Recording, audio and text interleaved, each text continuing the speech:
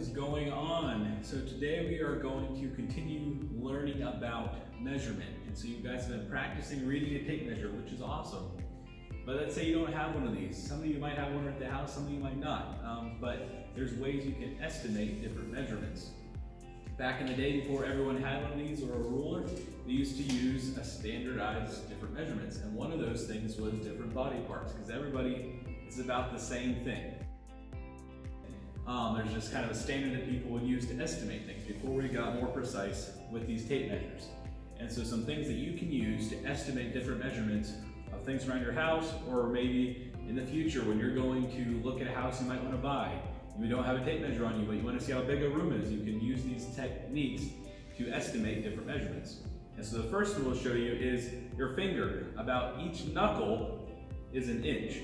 And so the easiest way, if you just bend your finger and make a flat part, so your knuckle between your first knuckle and second knuckle, right there, that's about an inch on everybody. Big hands, small hands, the average is about an inch. That'll get you close. It's not going to be precise, but it'll be close.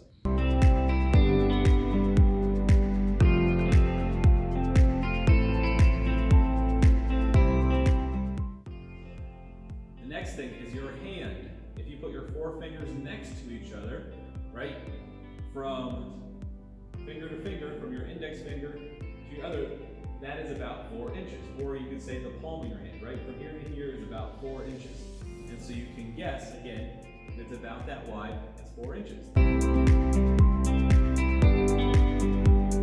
The next thing you can do is the span of your hand. If you know this is helpful for, in the real world, if I'm doing like a nail layout for pattern, if I'm nailing my sheeting on my boards, I use this lots of times to visualize because I know this is about 8 inches. So a lot of nailing patterns are 6 inch on center, 8 inch on center, 10 inch, whatever it is the planes are calling for, I can use my hand to kind of guesstimate how far apart I need to be placing my nails. And so that's from pinky to thumb. Mine, if I really, really stretch, I'm right at 8 inches, right? So there's something you can tell.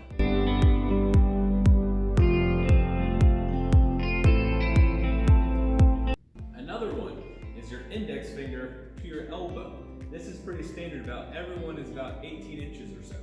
And so this would be getting you closer to measuring 2 feet. So if you want to guesstimate 2 feet, it's basically your elbow to your index finger. Again, these would change based on your height, but and your body size, but pretty close. You can guesstimate that this is about 18 inches or getting closer to 2 feet. Now, one that is commonly used and still used, probably by your grandma, she likes to sew and make different blankets and things, is the tip of your nose to your outstretched hand this way. And so this is about a yard. And so they measure fabric in yards.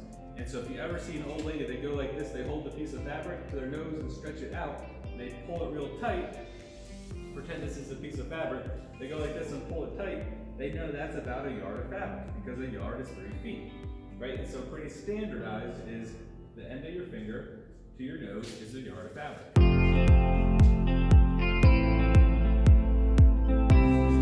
This one is about your height.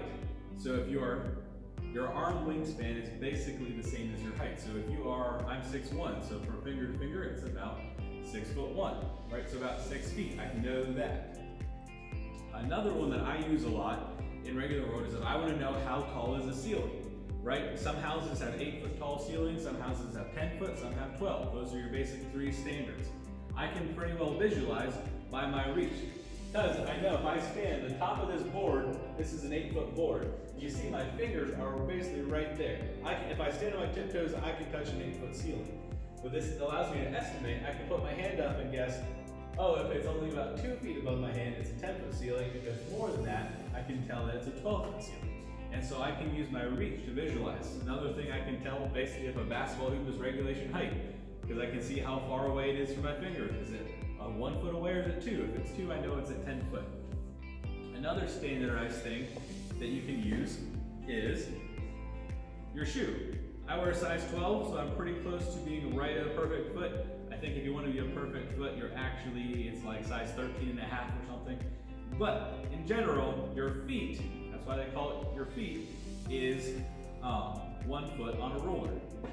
And so if you wanted to use your shoes, use your feet to measure something, this would be, I use this a lot if I'm playing cornhole or horseshoes, right? And I have to see how far apart I want to put the boards. I use this.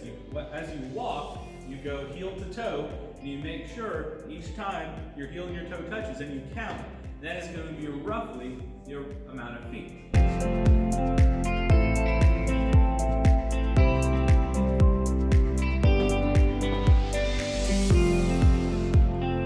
And so you use that as well when you want to, like I said, measure out a room. You want to see how big is a room, how many square feet does it have. You won't get a precise measurement, but you can walk it heel to toe, and that's going to give you a pretty close, accurate guess to how big your house is. And so then you can use that to calculate square foot. Another one that you might use is called a pace. If you think of back in the day, we would read pirates maps, right? In the movies you would see those. Like it would tell you, you go to this tree and then 10 paces to the west and then another 10 paces north. And so they would use a pace. And so a normal walking stride is about 3 foot.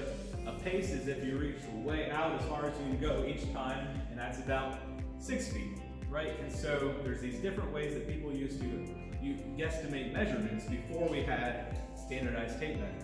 Thank goodness we have these because, as you all know, one hand is a whole lot bigger than the other, right? If, like not me personally, but between different people, I'm 6'1", one of you students, you might be 5'2", right? So if you're 5'2", your hands are going to be smaller, your wingspan will be smaller, and different things. And so the measurement isn't the same. And that's why they made standardized measurements and all kinds of things, because we want to make sure everyone has the same, getting the same thing, because it just helps.